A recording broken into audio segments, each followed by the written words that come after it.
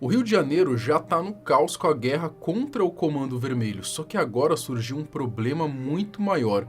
Um dos narcotraficantes mais perigosos do planeta acabou de declarar guerra na fronteira do Brasil. E não é qualquer bandido não, é Sebastián Marcet, o El Jugador, o traficante que virou jogador de futebol, lavou milhões dentro de clubes, enganou autoridades do mundo inteiro e hoje comanda um cartel internacional que movimenta toneladas de cocaína. Nos últimos dias ele apareceu armado, cercado de líderes do PCC, dizendo que está pronto para enfrentar quem for, até mesmo a polícia. E quando um chefão aliado do PCC ameaça um continente inteiro, é porque o negócio ficou sério. A gente está falando de um criminoso que já jogou Libertadores usando documento falso, comprou o time, lavou dinheiro, enganou a Interpol, o DEA e meio planeta.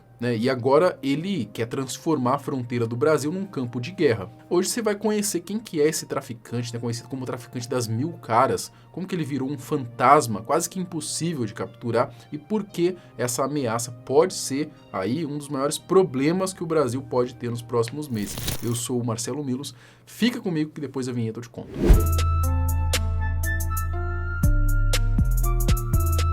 Como se toda a guerra que está rolando no Rio contra o Comando Vermelho já não fosse o suficiente, agora surge mais um problema gigante batendo na nossa porta. Um dos narcotraficantes mais perigosos do planeta, aliado direto do PCC, resolveu declarar guerra bem na fronteira do Brasil com a Bolívia. O nome dele? Sebastián Marcet, o famoso El Jugador. Mesmo não sendo tão conhecido pelo público brasileiro, esse sujeito está na mira das maiores autoridades do mundo. Os Estados Unidos, por exemplo, oferecem mais de 10 milhões de reais por qualquer informação que leve à captura dele. E o apelido de O Jogador não é exagero não, tá? O Marcet, ele passou ali anos se escondendo justamente onde ninguém imaginaria, dentro do futebol. Ele vestiu camisa de vários clubes, inclusive de time grande que disputa Libertadores. Tudo isso enquanto ele tocava o seu império do narcotráfico nas sombras. El Jugador. Natural do Uruguai, Marcet nasceu em Montevidéu em abril de 91 e entrou no crime apenas como traficante de maconha, atividade que acabou levando à sua prisão em 2013. Foi dentro da prisão Libertad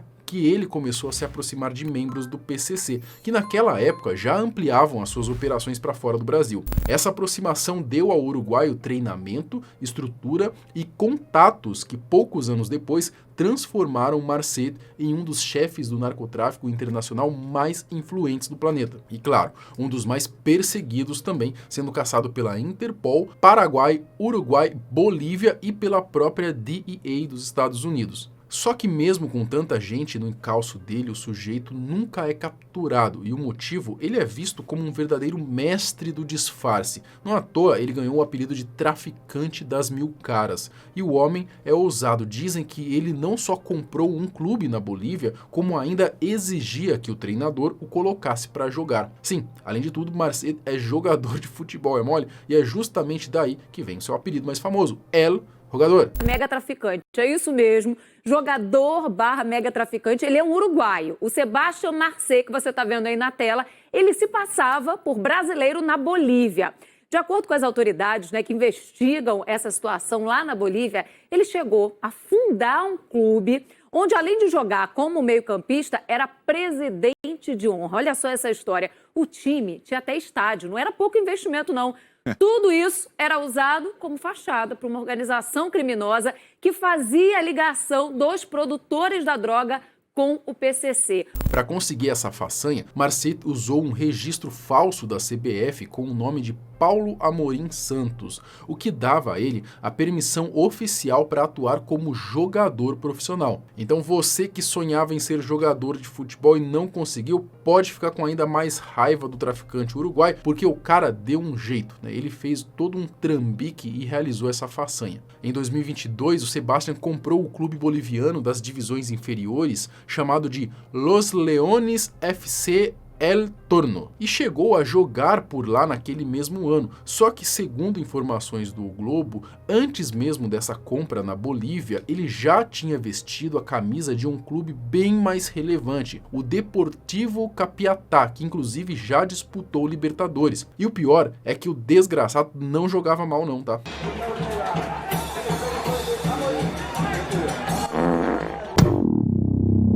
Bom, com esse trânsito no futebol e um monte de empresas de fachada ligadas ao esporte, Marcet aproveitava toda essa estrutura para poder lavar dinheiro que vinha do tráfico de drogas. Porque dinheiro não devia faltar para ele, né? Para dar aquela maculada, dar aquela enganada, aquela camuflada, na realidade, para poder ir traficando lá, fazendo a ponte, vocês ouviram? Com os produtores da droga, com o crime organizado brasileiro aqui. Brincadeira, né, gente? O cara comanda um verdadeiro império das drogas, especialmente no tráfico de cocaína. Segundo o Departamento de Estado dos Estados Unidos, o uruguaio é apontado como líder de uma rede transnacional responsável por movimentar toneladas de cocaína entre a América do Sul e a Europa, passando por países como Brasil, Bélgica, Portugal e Holanda. No ano passado, Marcet foi indiciado por lavagem de dinheiro em um tribunal federal da Virgínia, acusado de enviar milhões de dólares do narcotráfico através de bancos americanos. Esse indiciamento aconteceu por causa da operação A Ultranza Pi, considerada a maior investigação antidrogas da história do Paraguai. As autoridades americanas também afirmam que a organização do jogador está ligada a mais de 16 toneladas de cocaínas apreendidas só na Europa, incluindo 11 toneladas encontradas no porto de Antuérpia, na Bélgica. É conhecido como El Jugador,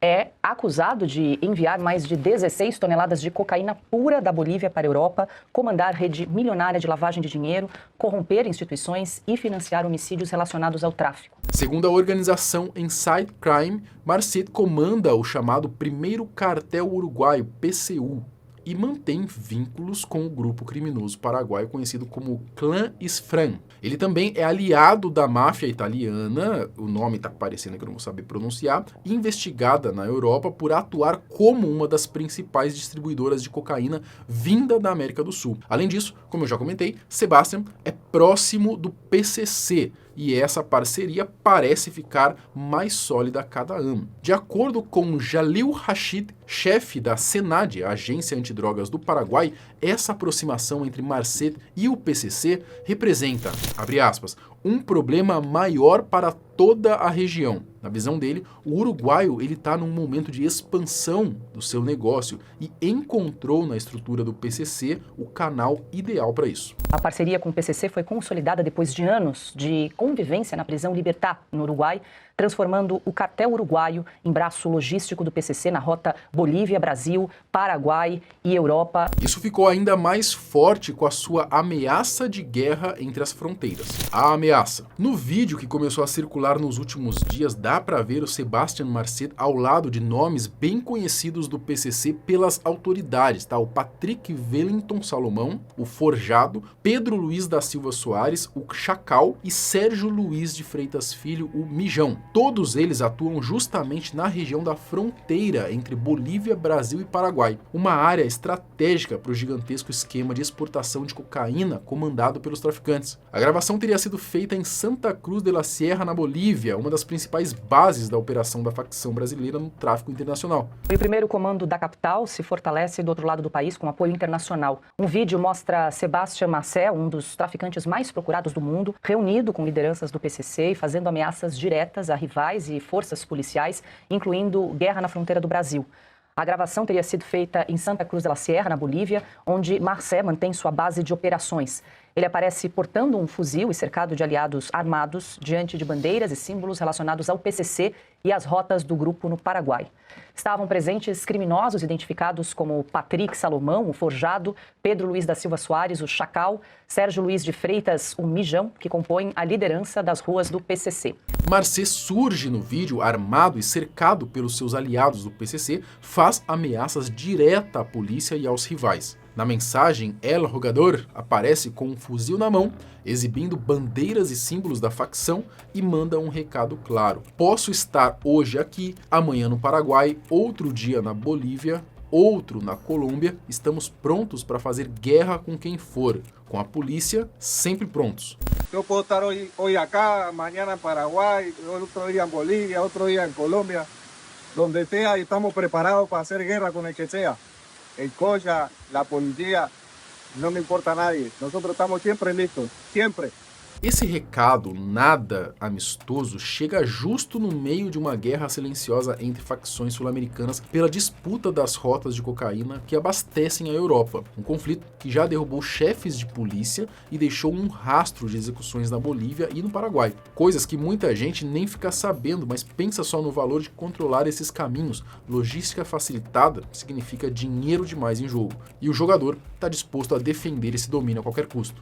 O deboche é só a forma, mas ele fez uma declaração de guerra. Eu concordo com vocês, é uma declaração de guerra. Ele está dizendo, eu posso fazer o que eu quiser, e ele disse certamente, ele cita, né, as referências ao PCC e, claro, ao Brasil. Uma guerra agora na fronteira entre os países sul-americanos é tudo que ninguém quer ver acontecer.